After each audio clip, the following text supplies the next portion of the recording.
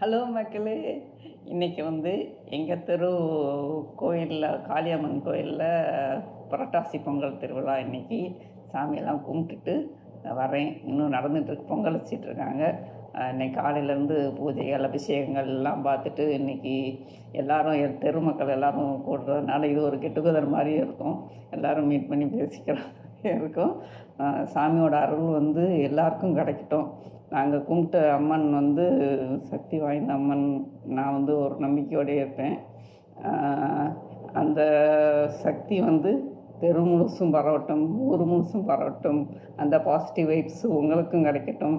இந்த வீடியோ பார்க்குற எல்லாருக்குமே அந்த பாசிட்டிவ் வைப்ஸ், அருள் எல்லாம் எல்லா நன்மைகளும் கிடைக்கட்டும். அம்மா நல்லா வச்சுக்குவாங்க உங்களை.